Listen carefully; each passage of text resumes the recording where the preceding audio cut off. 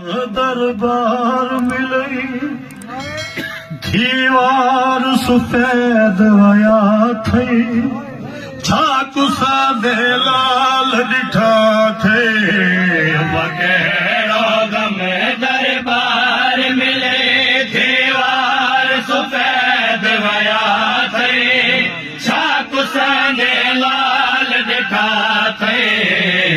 कहिड़ो गम दरबार सफेद वया थे छाकुसा दे लाल डिठा थे वगैरो गम दरबार मिले दीवार सफेद वया थे छाकुसा दे लाल डिठा थे छाल आयो दरबार छाल आयो दरबार अंदर खिड़ल वाले वठा थे छाकुसा दे लाल डिठा थे कहिड़ो गम दरबार छाल आयो दरबार छाल आयो दरबार अंदर खिड़ल वाले वठा थे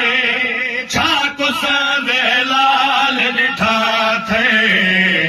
कहिड़ो गम दरबार मिले दीवार सफेद वया थे छाकुसा दे लाल डिठा थे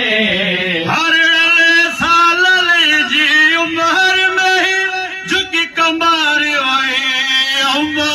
तुझी हर साल जी उम्र में झुकी कमर वए अम्मा तुझी लाल का पोस बिन छा डाले खपोस बिन छार मेरा हाल गया थे छाकुसा दे लाल डिठा थे कहिड़ो गम दरबार मिले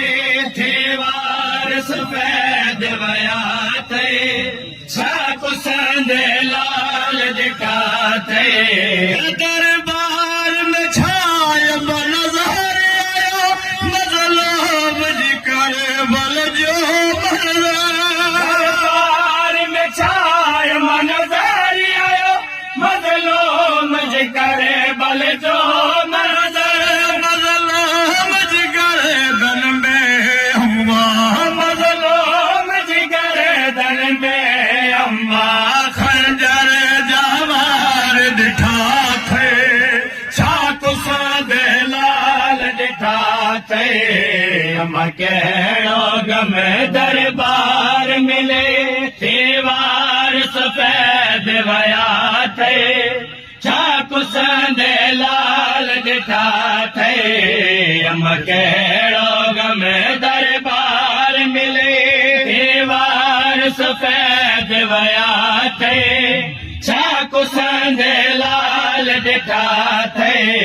चुम चादर मुझी रोए थी चादर दिया है कोई चादर चादर मुंजी रोए थी चादर दिया है को चादर जो हसनैन जो चुम चुम चेहरो छो हसनैन जो चुमे चेहरो छो चुमले जा रंग बदला थे छाकुसा दे लाल डिठा थे कहिड़ो गम दरबार मिले दीवार सफेद वया थे छाकुसा दे लाल डिठा थे आकाश जनाबे ज़हनब जो सर सैर चुमे फरमाया आकाश जनाबे ज़ैनब जो सर सैर चुमे फरमायो तकदीर में खालिक शाम वरा तकदीर में खालिक शाम वरा ज़ैनब दरबार लिखा थे छाकुसा दे लाल डिठा थे अम्मा कहिड़ो गम दरबार बार मिले हुसैन